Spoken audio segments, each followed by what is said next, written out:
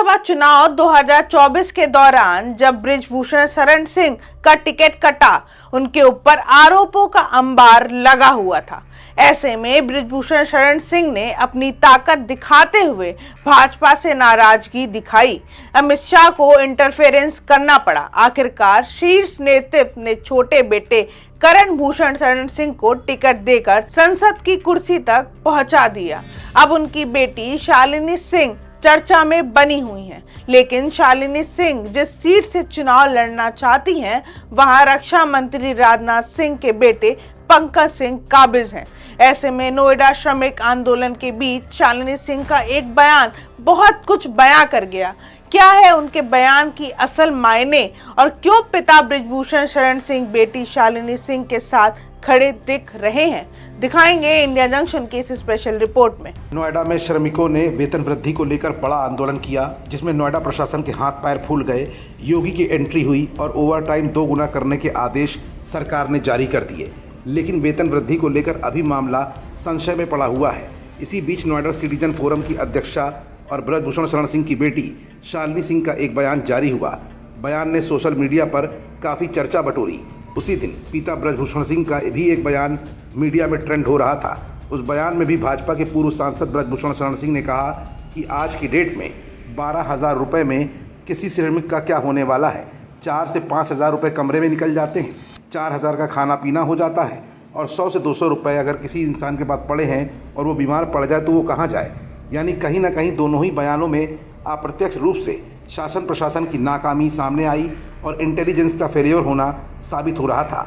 अब ऐसे में सवाल ये उठ रहा है कि अप्रत्यक्ष रूप से दिया गया ये बयान किस तरफ इशारा कर रहा है, तो ज़रा इस पर से भी अब पर्दा उठा ही देते हैं।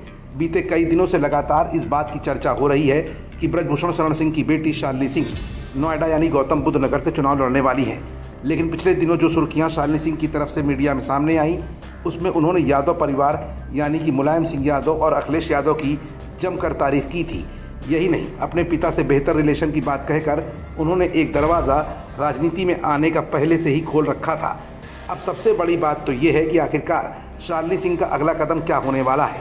क्या 2027 के विधानसभा चुनाव में शालिनी नोएडा से चुनाव लड़ेंगी या फिर किसी और पार्टी का दामन थामने के लिए शालिनी सिंह आगे बढ़ सकती हैं? ये तमाम ऐसे सवाल हैं जिनका जवाब अपनी आज की इस रिपोर्ट में हम आपको दिखाएंगे भी और बताएंगे भी।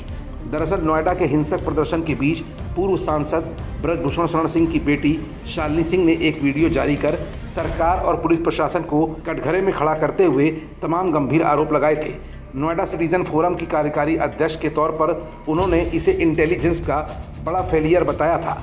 हालांकि उनके इस कड़े रुख के पीछे राजनीतिक गलियारों में चर्चा तेज हो चली है, और वो है कि क्या 2027 के चुनाव में नोएडा विधानसभा सीट से दावेदारी पेश करने वाली हैं शालिनी सिंह।